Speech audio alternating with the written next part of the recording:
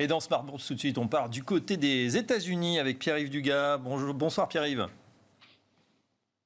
Bonjour. Correspondant américain, on s'intéresse à l'inflation qui n'est pas terrassée, loin s'en faut, et ça commence à faire désordre du côté des États-Unis. Oui, la grippe aviaire a bon dos.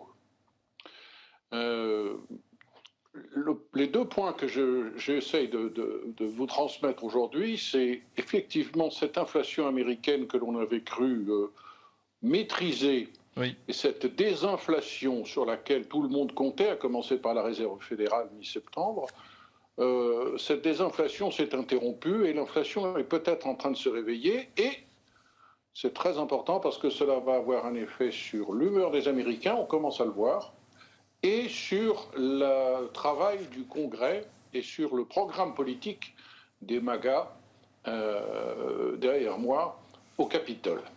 Vous vous souvenez que mi-septembre, lorsque la Réserve fédérale a procédé à un abaissement de 50 points de base de son taux directeur en annonçant que la désinflation était bien partie et qu'on voulait maintenant se préoccuper des risques qui représentaient la situation pour l'emploi, l'inflation au cours des 12 derniers mois était de 2,4%.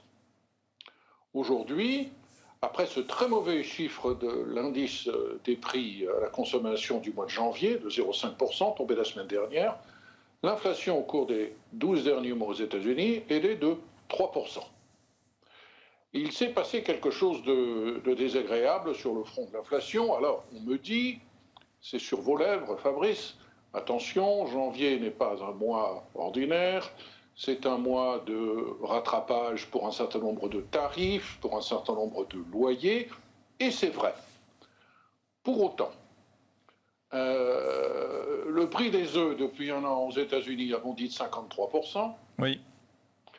Moi j'aime bien les œufs et je le sens dans la facture, et les restaurants commencent à réduire la quantité d'œufs qu'ils utilisent dans les mets qu'ils offrent sur leur menu.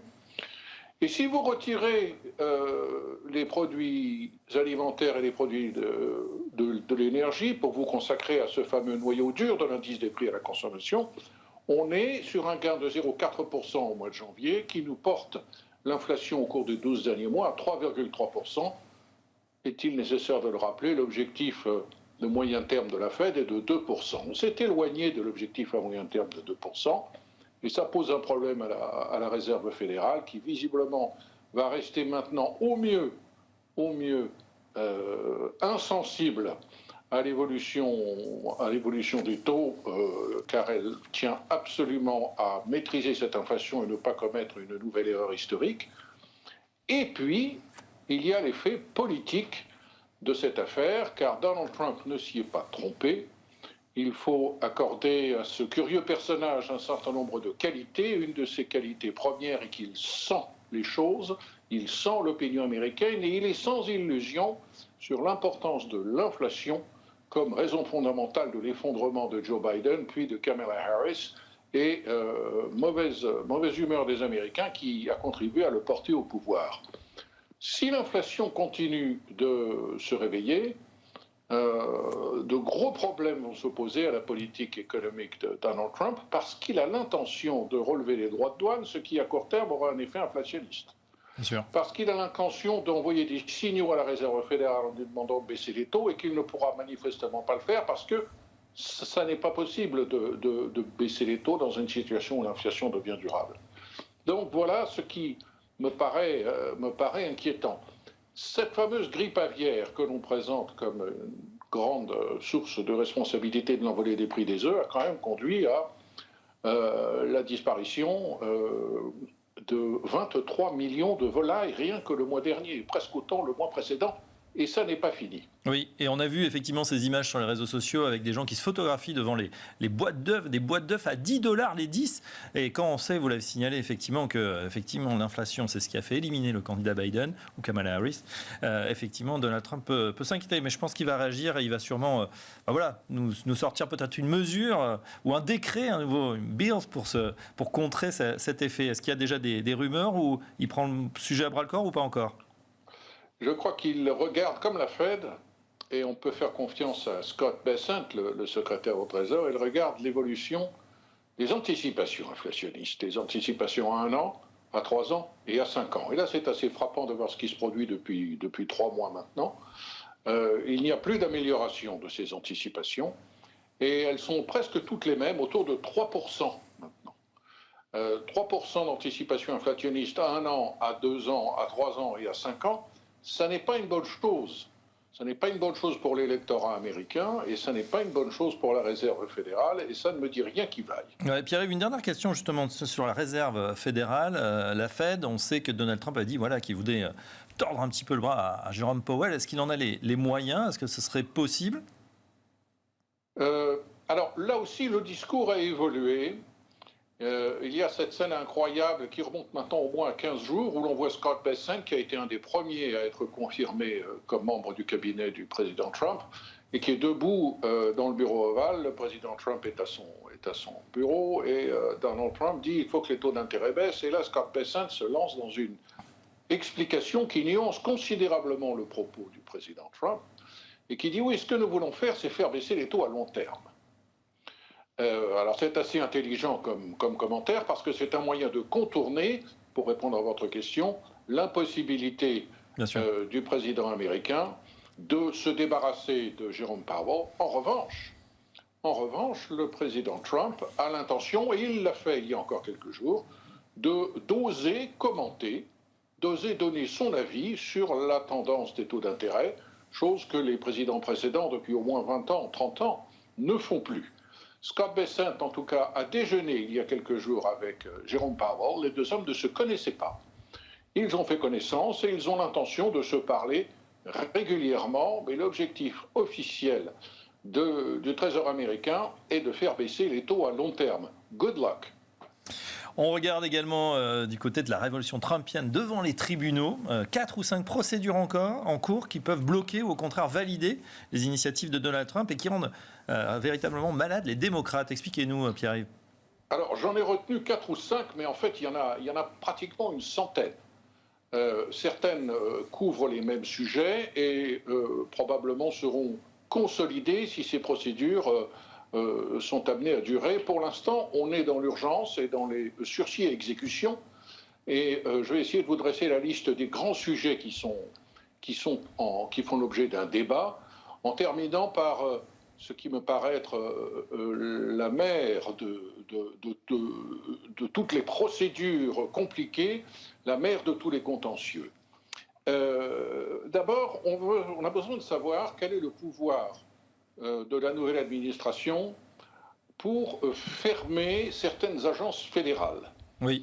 Peut-elle agir ainsi sans un ordre et un vote explicite du Congrès, sachant qu'elle a tenté de le faire par 2 mesures jusqu'à présent, lui couper unilatéralement les crédits, mettre à pied les fonctionnaires, effacer carrément de la façade du bâtiment le nom de l'agence. C'est ce qui s'est passé pour USAID. Vous pouvez passer devant le bâtiment maintenant, vous ne savez pas que USAID y était encore il y a 10 jours.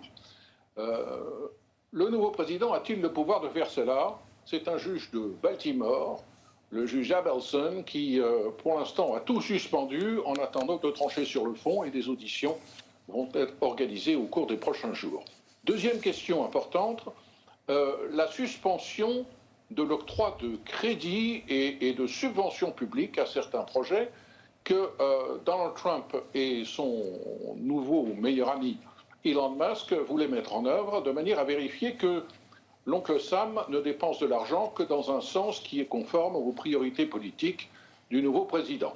Là encore, tout a été suspendu, et il faut suivre ce que fait le juge McConnell dans son tribunal fédéral de Providence, dans le Rhode Island. Encore une fois, d'autres procédures évoquant les mêmes sujets sont traitées dans d'autres tribunaux, mais celle-là est celle qui est la plus avancée. Troisième sujet, la question de l'accès des hommes et des femmes qui sont dans la petite équipe du DOGE, de ce département temporaire créé pour contrôler l'efficacité des dépenses publiques. Ont-ils accès à des données secrètes? Que peuvent-ils en faire? cette affaire est devant un juge qui est dans l'État de New York, Madame Vargas. Suspension du droit du sol. C'est moins important pour les marchés financiers que les questions que j'ai évoquées précédemment, mais c'est une chose importante. Interdiction des transgenres dans les forces armées. Voilà 2 grands sujets qui font l'objet de procédures en cours. Les transgenres déjà interdits de compétition sportive. Hein. Voilà. Et dans les forces armées, dans les compétitions sportives en particulier. La question de qui... Vous savez, pour les Américains, Donald Trump, c'est aussi celui qui s'est illustré dans cette série de télévision réalité, The Apprentice, qui se terminait toujours par « You are fired ». Vous êtes viré. Il éliminait du groupe de jeunes prétendants ceux qui, à ses yeux, avaient mal fait leur travail. Oui. Il se considère comme le patron à le sommet de la pyramide du pouvoir exécutif et il exige d'avoir le pouvoir de renvoyer les patrons d'agences fédérales. Le problème, c'est que tout le monde n'est pas d'accord, en particulier les personnalités concernées. Et nous avons eu au cours des dernières heures, pendant le week-end, une affaire qui a éclaté et qui maintenant est sur le dossier, sur la table du président de la Cour suprême. Il s'agit du renvoi de Hampton Dellinger. Hampton Dellinger, qui est patron d'une agence dont j'ignorais l'existence il y a encore quelques heures, qui s'appelle The Office of Special Counsel, qui a été créée en 1978 et dont l'objet est de protéger les fonctionnaires, en particulier les donneurs d'alerte. Donald Trump considère que M. Dellinger n'est pas un de ces hommes, il veut le remplacer. Dellinger immédiatement l'a attaqué en justice. Une première décision de justice est tombée qui était contre la volonté de la Maison-Blanche. La Maison-Blanche a fait appel. Et que s'est-il passé? L'appel en urgence est tombé, donnant à nouveau tort à la Maison-Blanche. Grande colère de Donald Trump qui maintenant saisit la Cour suprême de cette histoire. Et c'est très important parce que d'autres agences fédérales indépendantes risquent de voir leur statut et leur indépendance remis en question si jamais la Cour suprême venait à revenir sur une jurisprudence qui remonte à 1935. À l'époque, c'était le président démocrate Franklin Delano Roosevelt qui voulait se débarrasser d'un républicain qui était à la FTC et la Cour suprême l'en avait empêché. Très bien, ça veut dire, Pierre-Yves Dugas, c'est intéressant qu'il y a quand même des contre-pouvoirs, des choses qui se mettent en place peut-être. On n'a pas un super président omniscient, omnipotent. Le président américain a beaucoup moins de pouvoir que le président français. Il doit partager le pouvoir avec le Congrès. Et même quand le Congrès est impuissant parce qu'il est politiquement divisé, le pouvoir judiciaire a les moyens de bloquer un certain nombre de ces mesures qui sont délibérément brutales et qui arrivent en cascade de manière un petit peu à submerger l'opposition démocrate, y compris submerger les tribunaux. Voilà ce qu'on pouvait dire sur ce qui se passe outre-Atlantique. Merci Pierre-Yves Dugas, notre correspondant américain, et à très bientôt pour un nouveau numéro du quart d'heure américain. Cette édition de Smart Bourse touche à sa fin. Merci de l'avoir suivi et comme la planète finance ne s'arrête jamais de tourner, on se retrouve dès demain soir, même heure, avec un nouveau panel d'experts. Très bonne soirée à tous.